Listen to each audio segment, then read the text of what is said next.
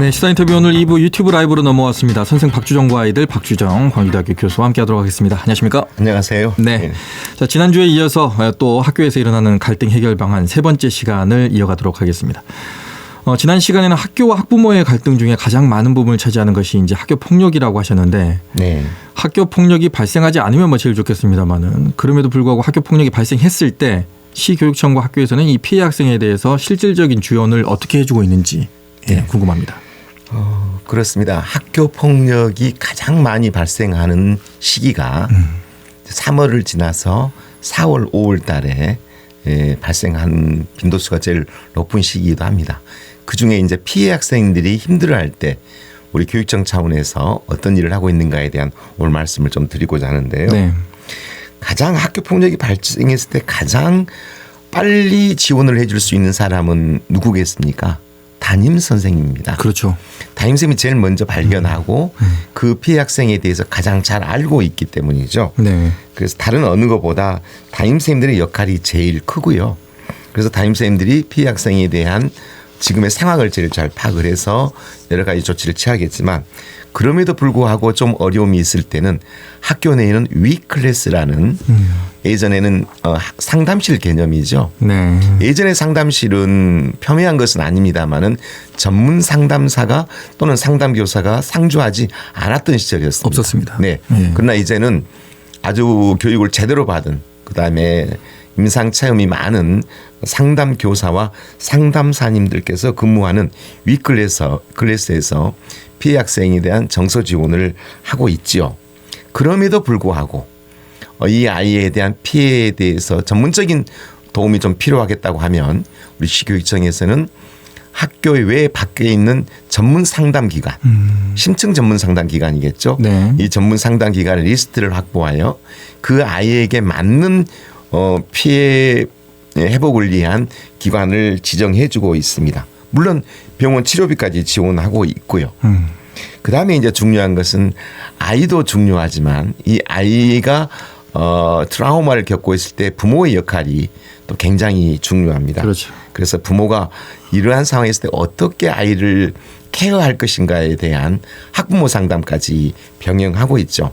이런 일이 발생했을 때 학부모님들은 대개 자기 아이가 피해 학생이기 때문에 분노하고 화를 내고 원망하고 또 법적인 소송으로 가는 이러한 길을 택하는 경우가 많습니다만은, 우리가 가장 중요한 것은 우리 아이가 학교 생활을 빨리 잘할 수 있도록 복구하는 것, 회복적 생활을 할 수 있는 학부모 역할이 굉장히 중요하죠. 그런데 선생님, 더 중요한 게 또 하나 있네요. 네. 그게 뭐냐면 또래 집단이에요. 맞아요. 네. 아이가 눈치를 보게 되거든요. 그럼요.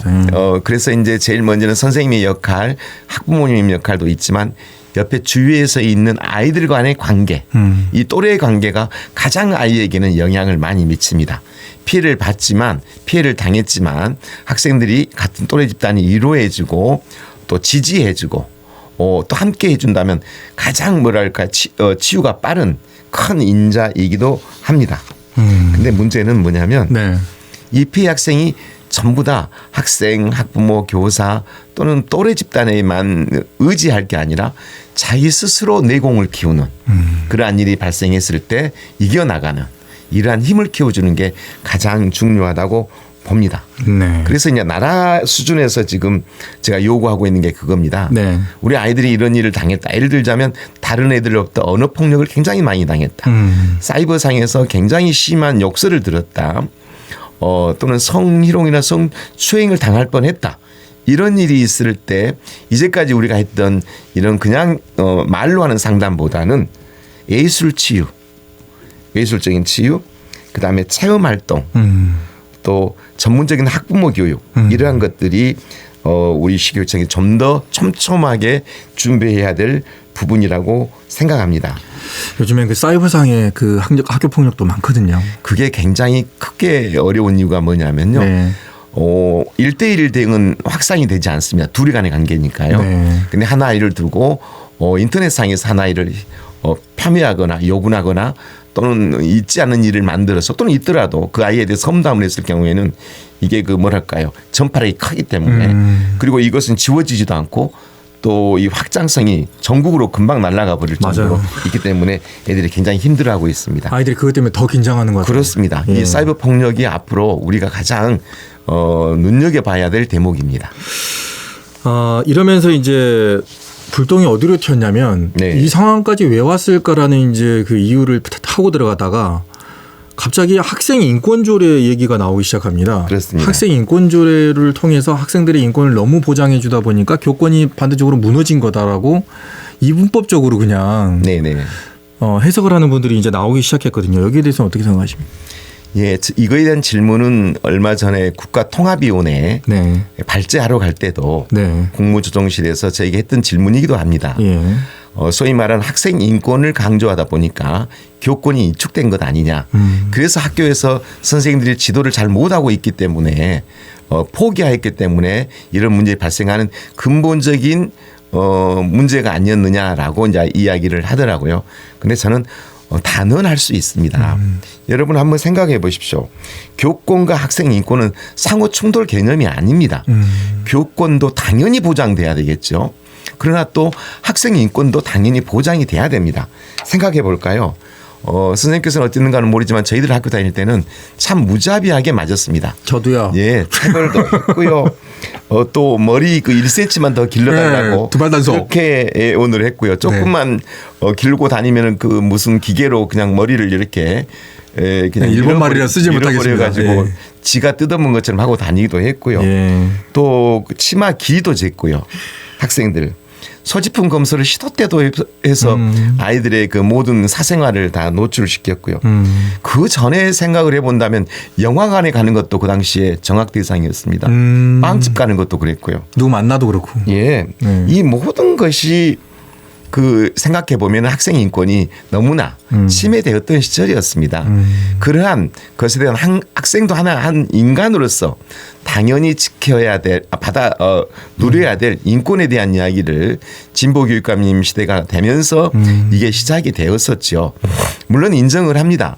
우리 아이들의 이러한 자유를 이야기하다 보니까 그러면 선생님들이 그럼 우리는 뭘 어떻게 해야 되는 거냐. 치마 길이도 재지 말고 교복을 안 입어도 되고 그리고 때릴 수도 없고 화를 내지도 못하고 훈계를 좀 심하게 해도 안 되고 그러면 우리는 도대체 무슨 수단을 가지고 아이들을 지도하란 말이냐. 그럼 우리는 안 하겠다. 그럼 우리 안 하면 되지 않느냐라는 것이 인권 조례가 만들어졌을 때 많은 분들이 바라던 시전이었어요. 그분들의 생각은 어떤 거였냐면 아이들 머리 기르게 되면은 전부 다 술집에 다니면서 문제 일을 것이다. 학생들 치마 길이 만약에 짧게 하게 다니면은 큰일 나고 이러이러한 아주 안 좋은 일들이 벌어질 것이다. 그리고 아이들 화장을 하게 된다면 큰일 난다 등등 했지만 여러분 지나고 나니까 그렇지 않고 아이들이 자기 외모도 잘 가꾸고 자기가 원하는 것에 대한 이야기도 조리 있게 말도 하고 또 학교에서 조금은 아이들에게 인권이 좀 안 좋은 일에 대해서는 그렇지 않다라고 이야기도 하고 이 민주사회가 되어가는 과정이죠. 네. 그러나 그것에 대한 선생님들이 이제 지도해야 할 방법이 체벌, 매, 폭력 이게 아닌 다른 방법으로 하니까 지난하고 힘들고 또 배워야 되고 참고 인내해야 되는 이 어려운 상황에서 뭐랄까요 그 관계가 설정이 어려웠던 점이 없지 않아 있습니다. 그러나 이 학생들의 인권도 이제 만들어진 것과 동시에 이런 문제가 발생하니까 교권에 대한 이야기가 나왔고 교권 조례도 만들어졌죠. 그래서 이런 인권 조례가 있기 때문에 학부모들이 선생님들께 함부로 해도 된다. 이건 아니잖아요. 이것은 외의 일인데 그렇게 이야기가 되고 있습니다. 네. 다시 말하지만 교권과 인권은 선생님들에 대한 권리와 학생의 인권은 충돌하는 게 아니라 둘 다 보호해 받아야 될 일이지만 그동안에 그 어떤 기간이 있었던 상황에서 혼란이 있었다. 네. 하지만 정착될 것이라고 저는 생각합니다. 그러니까 학교 폭력이 발생했을 때 그 원인을 학생 인권 뭐 조례라든가 뭐 교권에 너무 치우친 거 아니냐 이렇게 해석을 하면 안 된다는 거잖아요, 지금. 그렇죠. 예. 네네네.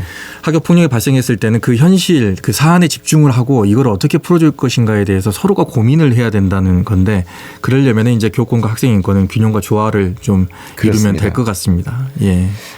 학교 폭력이 발생했을 때는 그럼 현장에서는 그러면 선생님들은 어떻게 좀 대응을 좀 구체적으로 해야 될지 네네. 그게 가장 중요할 것 같아요. 학생 심리도 좀 생각을 해야 되는 게 선생님인 것 같고 그러면. 그렇습니다. 교권과 학생 인권의 균형과 조화가 필요한 건데요. 네. 제일 먼저 학교에서 피해 학생과 가해 학생이 문제가 발생했다. 그럴 때는 선생님이 즉시 분리를 해야 되겠죠. 즉시 분리. 일단 그것을 보고 있거나 그 현장에서 둘이를 일단 격리시켜야 되겠죠. 그다음에 이제 이러한 일을 할 때 선생님들이 피해 학생, 가해 학생에게 좀 과도하게 나무랬다든가 조금은 세련되지 않은 행동을 했다든가 그랬을 때 이제 가해 학생 학부모로부터 아이들 싸움을 가지고 어떻게 선생님은 피해 학생 편만 들고 우리 아이를 모든 아이들 보는 앞에서 이렇게 악마로 만들었느냐. 이제 이런 민원을 가해 학생 부모들은 하지요. 그러나 어쨌든 가해자와 피해자가 발생했을 때는 우선이 뭐냐면 피해자 우선주의예요. 피해를 받은 아이들을 먼저 보호해야 하는 게 1번이에요. 그렇다고 해서 가해 학생을 심한 처벌이나 모멸감을 줘서는 안 되겠죠. 이게 이제 소위 선생님들이 배워야 될 일인데요. 이러한 것들을 어떻게 배우느냐.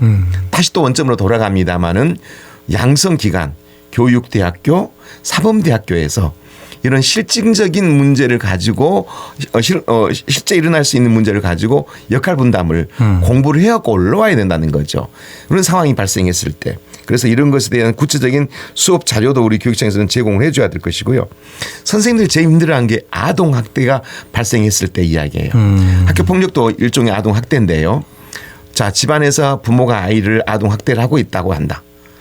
그 사실을 알았다. 그럼 아동학대법에는 즉시 조치를 해줘야 된다. 그런데 솔직히 말하면 집에 있는 자녀를 제3자인 담임선생님이 전화를 해서 그 부모를 신고하는 것이 자체가 쉽지 않는 거예요. 쉽지 않고 신고를 했을 때 또 역으로 당할 수도 있고. 그렇죠. 예, 이런 문제가 있기 때문에 이 신고 체계에 대해서 좀 더 디테일한 세부 절차가 마련되어 있어야만이 선생님들이 그 매뉴얼에 의해서 안심하고 하고 보호를 받을 수 있다라고 그렇죠. 생각됩니다. 네. 상세화로 된 민원 매뉴얼이 만들어야 된다.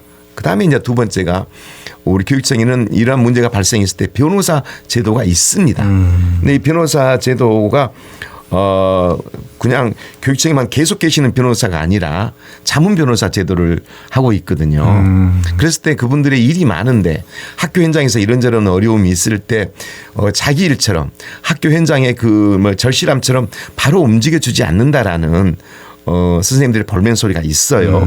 그래서 이 부분에 대해서도 우리 강주시교육청에서 교권을 보호하기 위한 여러 가지 조치들이 만들어지고 있는 것 같습니다만은 이게 실질적으로 작동이 돼야 된다라고 해야 되고요. 우리 방송도 언론입니다. 자, 언론인께 저는 부탁을 좀 드리고 싶은 게 이 피해 학생과 가해 학생 또는 이런 사건이 봤을 때 그 사건에 너무 집중해서 예를 들자면 어떤 아이가 옥상에 올라가서 뛰어내려서 죽으려고 했다. 그 현장에 이제 어떤 보도자료 나왔을 때 아이가 몇 층의 옥상에 올라가서 어떠한 상황에서 그 자기가 자해를 한 다음에 뛰어내리는 내용을 너무 상세하게 자세하게 보도해 주는 경우가 있었어요. 이것은 바람직스럽지가 않습니다. 오히려 언론에서는 이런 일에 대한 근본적인 대책 어떻게 할 것인가. 그다음에 교육적에 대한 책임 추궁 또는 촉구, 그다음에 범사회적인 어떤 그 아이들 보호하기 위한 캠페인 이런 쪽에 집중을 해 주시면 좋겠다라는 이야기를 간절히 드린 이유는 그 흥미주의 그 아이들의 그 사건에 보도가 되다 보면 아이들은 금방 그걸 또 모방을 합니다. 그래서 그 점에 대해서 좀 부탁을 드리고 싶습니다. 네. 일단은 그 선생님들이 좀 부담을 안 느끼게 네. 신고 체계에 대한 세부적인 매뉴얼. 왜냐하면 그렇습니다. 제가 상황이 발생해서 이 매뉴얼에 따라서 움직이고 있습니다. 이 말과 본인 판단에 의해서 전화를 거는 거하고는 책임의 소재가 달라져 버리거든요. 그렇죠. 예. 네. 그러니까 이거 있어야 될 것 같다는 생각이 들고 특히나 일이 발생했을 때 본인한테 스트레스를 안 주기 위해서 교권 보호팀 내 그 변호사 제도가 정말 잘 운용이 돼야 네, 됩니다. 운용이 되는 것을 그래야만이 선생님들이 자신감을 갖고 그 일을 해결할 수가 있죠. 이 두 가지가 선행이 네. 돼야 될 것 같고 여기서 이제 잘하시는 분들 있잖아요. 네. 뭐 평생 이것만 할 수는 없잖아요. 네네. 스트레스도 많이 받는데 이분들한테는 진짜 인센티브가 확실히 가야 될 것 같아요. 그렇습니다. 네. 전번 시간에도 말씀드렸지만 학기 초가 되면 이 학생 부장 역할을 안 하려고 서로가 그냥 떠밀죠. 이해가 됩니다. 왜냐하면 악성 민원에 시달리죠. 아이들한테 싫은 소리 해야 되죠. 또 민원이 발생하면 개인적으로 그걸 대처해야 되죠. 누가 하려고 하겠습니까? 그러다 보니까 선생님들이 안 하려고 하는데 이 안 하려고 하는 것에 대해 집중하지 말고 왜 안 하려고 하는가? 라고 한다면 그것에 대한 부담을 줄여주도록 만들어주는 것. 인센티브도 구체적이어야 되는 거죠. 감사하다, 고맙다, 정말 당신 덕분이다. 이 말은 한도가 있는 거죠. 예를 들자면 지금 현재 하고 있는 학교폭력 부장님들한테는 시간수를 조금 줄여준다든가 그다음에 성과금을 더 준다든가 또 어떤 문제가 발생된 정했을 때 이 선생님의 개인 사생활을 적극적으로 보호해 준다든가 이런 문제가 발생했을 때 변호사님들이 바로 나와서 선생님 여기까지 걱정하지 마. 여기서부터는 우리가 해줍니다. 라는 안정감을 준다든가 그렇지. 보험이 들어준다든가 네. 이런 부분에 대한 역할이 반드시 돼 있어야만이 될 거라고 생각이 듭니다. 네. 자, 그러면 또 하나 이제 학교 폭력 현장의 대응력 제고라고 이렇게 돼 있는데 여기도 혹시 하고 넘어가실까요? 그렇습니다. 예. 금방 말씀하셨던 학교 폭력 현장에 상황이 발생했을 때 학생의 심리는 어떤 상황일까? 그리고 이 피해 학생에 대한 정서 회복을 지원을 하기 위해서는 무엇을 어떻게 해야 될까? 그다음에 이런 교사가 이게 닥쳤을 때 이런 상황이 닥칠 때 어떻게 그 전문성을 확보할까? 이걸 할 수 있는 일은 뭐가 있을까요? 힘들겠지만 이런 일이 발생했을 때 선생님들이 아주 자연스럽게 물이 흐르가듯이 처리할 수 있으려면 늘 경험을 해야 되는데 네. 이 경험을 간접 경험을 해야지 직접 경험을 하는 것만 기다리고 있을 수는 없잖아요. 네. 그래서 그 이제 연수가 필요한 거죠. 이 연수를 강화한다라고 했을 때 제일 중요한 것은 뭐냐면 일단 이론적인 강의를 하고 있는 강사 의미 없죠. 그건 책에서 볼 수 있기 때문에 현장 경험이 정말로 많은 사람이 정말로 선생님들이 힘들어하는 부분이 무엇인가에 따라서 거기 하나하나에 대해서 연수를 할 수 있는 전문적인 강사를 투입해서 선생님들이 그 연수를 받고 이제 확실해졌다. 이렇게 하면 되겠다라는 연수가 이루어져야 된다는 것이고요. 그다음에 학교장 선생님들의 자격 연수 과정이 있어요. 어쨌든 단위 학교는 학교장의 책임하에요. 그렇다면 학교장이 마인드를 갖고 있다면 선생님들을 가르칠 수 있고 연수도 할 수 있고 바쁠 때는 자기가 직접 투입돼서 그런 문제를 풀어줄 수 있는 능력을 갖춰야 되겠죠. 이 교장 자격 연수 과정이 지금 교원대학교에서 전국을 마크하고 있고요. 한국교원대학교. 그다음에 서울은 자체별로 하고 있습니다. 이 프로그램에 가장 학교에서 지금 골치 아파한다는 이 부분에 대한 좀 더 많은 시간을 할애해서 교장 선생님들에게 교육이 돼야 된다. 이것이 실질적으로 돼야 된다. 이런 문제가 발생을 하면 정말 힘들어하면서도 정작 교장 선생님들 자격 연수 과정에 보면은 몇 시간 정도, 그 한 200시간이면 한 5시간 정도. 정말 이 일어나는 상황에 대해서 비교한다면 한 20시간 정도는 들어가야 되는데 몇 시간 정도 넣는 것이 조금 아쉽다는 생각이 듭니다. 네. 자, 그리고 또 하나 가장 중요한 겁니다. 이제 학생과 선생과의 관계도 중요하지만 이제는 학교 선생님과 학부모와의 그 관계도 정말 중요하다. 신뢰 회복. 신뢰 회복. 네. 언제부터 선생님에 대한 믿음이 없어졌을까? 자, 그 원인에 대한 이야기를 하면 너무 깊은 이야기고요. 네네. 자, 우선 오늘 아침에 이야기하고 싶은 이야기는 그러면 학교와 학부모가 어떻게 신뢰 회복을 해야 될까? 제일 먼저 해야 될 것이 소통이 제일 중요한 거죠. 소통. 학교에서 이렇게 우리 아이들을 위해서 노력하고 있구나. 정말 몰랐네. 고생하시네. 그렇다면 우리 학부모님들도 학교를 믿고 정말 열심히 도와드려야겠네. 밖에서 디스하고 욕할 게 아니네. 그리고 우리가 우리 아이만 볼 게 아니라 학교 전체적으로 본다면 충분히 어려운 상황일 수 있겠네라고 인정을 해줘야 되는데 이 인정을 하고 알려면 알아야 될 거냐 학교에 대해서. 그렇죠. 근데 모르는 거예요. 단지 학교의 볼멘 소리라는 자기 자녀의 말만 듣는다면 왜곡될 수 있겠죠. 그래서 제일 먼저 신학기 때 학교 교육과정 설명이라든가 신입생들 모일 때 학부모님 오실 때 의도적으로 많이 학교에서는 오시게 해야 돼요. 그래서 알려야 되죠. 학교에서는 우리 아이들을 위해서 이렇게 노력을 하고 있습니다. 부모님들의 역할은 무엇입니다라고 할 때 정말 1년에 한두 번 있는 이 행사에 부모님들이 적극 적극적으로 좀 참여했으면 좋겠다라는 것을 간절히 말씀을 드리고요. 인성교육진흥법이라는 게 있습니다. 네. 여기에 저는 제언을 하는데요. 정말 학부모 교육을 정말 법제화해야 된다. 반드시 자녀를 둔 학부모는 교육을 받아야 한다는 걸 좀 법제화해야 된다라는 것을 하고요. 그다음에 매스컴상에서도 얼마나 많은 그 학부모의 역할에 대한 이야기를 해줄 수가 있는데요. 흥미롭게 해야 되겠죠. 흥미롭고 기회가 쫑긋하게 EBS가 되든지 뭐 KBS가 되든지 MBC가 되든지 이런 프로그램 지금 아침에 우리가 하고 있는 이런 내용이잖아요. 네. 이런 내용이 좀 부모님들에게 좀 깊숙이 들어가서 교육이 되면 학교를 이해할 수 있는 방법이 크죠. 그래서 아침에 하고 있는 이 방송을 듣고 자화자찬인 것 같습니다만 아침마다 들은데요. 선생님들이 그렇게 고생한다는 걸 처음 들었네요. 그다음에 우리 아이가 이런 문제점이 있을 때 어떻게 해야 될 것인가를 너무 명확해졌습니다. 이 방송 너무 좋아요라는 소리를 너무 많이 해요. 그래서 이런 부분도 조금 방송사에서 좀 많이 할애를 해줬으면 좋겠다라고 생각을 합니다. 예. 뭐 여러 가지 뭐 얘기들 저희가 많이 해 가고 있습니다. 그 중에서 이제 저희가 이제 마무리해야 될 것 같은데 나머지 부분은 또 다음 시간에 저희가 좀 넘기도록 하겠고요. 들을 때마다 중요하게 생각되는 건 삼각관계네요. 학생, 그렇습니다. 선생 그리고 네, 학부모. 이 삼각관계가 잘 유기적으로 돌아가야 되고 네. 그 안에 시스템이 선생님에게는 부담을 좀 덜어주고 그렇죠. 학생에게는 보호 시스템으로 가고 맞습니다. 그리고 네. 학부모에게는 어떤 교육적인 의미에서 세상이 이렇게 변하고 있구나라는 거를 좀 알려주는 그런 삼각 시스템이 좀 이렇게 좀 너무 요약을 잘 네. 해주셨습니다. 예, 바로 그 세 가지입니다. 네. 그 세 가지가 함께 작동되었을 때 학교는 평안을 갖고 선생님들은 자부심을 갖고 네. 그다음에 학부모들은 믿음을 갖고 아이들은 쑥쑥 잘 자랄 수 있을 거라고 단언합니다.